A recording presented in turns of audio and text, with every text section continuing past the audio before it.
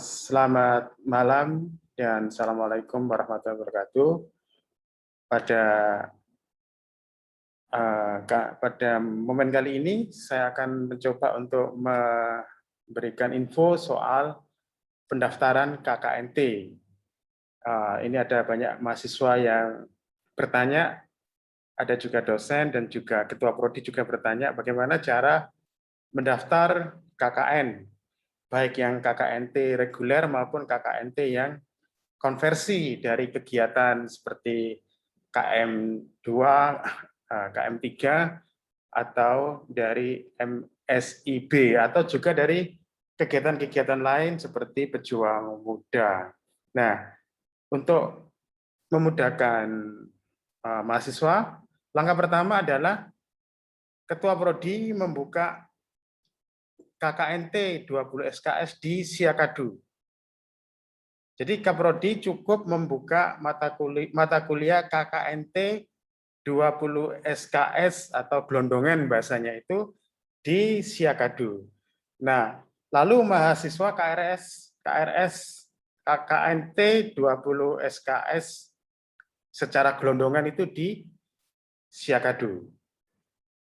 Nah, setelah mahasiswa itu KKNT 20 SKS di Siakadu itu, maka tahap kedua adalah mendaftar di SIM KKN. Nah, mahasiswa nanti akan mendaftar di SIM KKN. Nah, lalu nanti mahasiswa akan dikelompokkan oleh divisi KKN. Nanti mahasiswa akan mendapat kelompok, lalu nanti akan ditempatkan atau memilih tempat KKN di desa Aik atau kelurahan Aik gitu ya.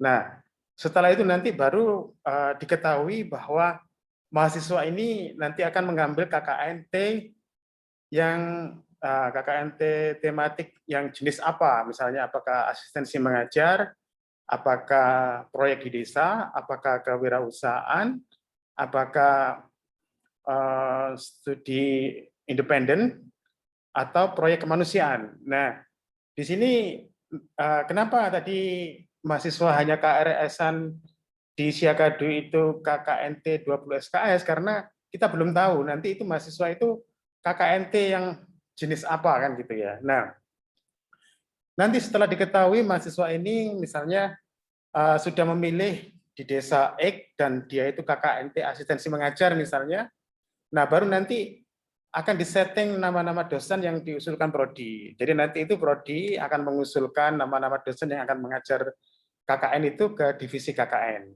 Nah, nanti akan divisi KKN akan men-setting dosen-dosen yang akan mengajar, misalnya desain program itu siapa yang mengajar.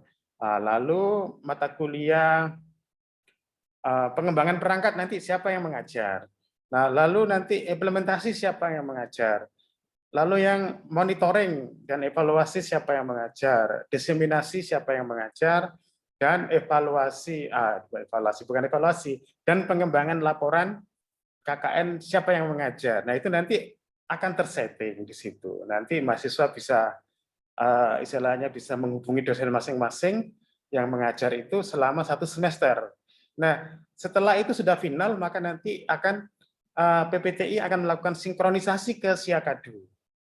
Jadi yang gelondongan tadi akan disinkronisasi sesuai dengan data yang ada di SIM KKN. Nah, demikianlah cara singkat cara mendaftar KKN yang reguler, Nah, lalu bagaimana dengan mahasiswa yang mengambil kegiatan seperti KM3, seperti MSIB atau pejuang muda, atau kegiatan-kegiatan yang lain yang nanti akan dikonversi ke KKN. Nah, langkahnya juga hampir sama. Jadi mahasiswa nanti yang katakanlah mengambil KM3 dan akan dikonversi ke KKN, maka mahasiswa itu akan KRS di Siakadu, KKNT juga. Jadi cukup dengan KKNT.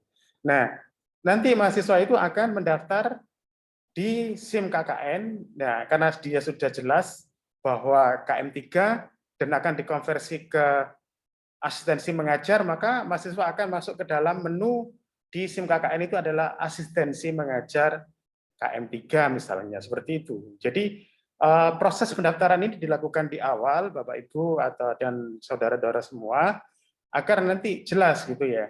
Jadi tidak terjadi seperti apa ya, tiba-tiba mahasiswa belum pernah KRS-an KKNT dan di Siakadu dan juga belum pernah mendaftar KKNT di SIM KKN, asistensi mengajar tiba-tiba menanyakan nilai saya mana gitu ya, nilai saya mana itu.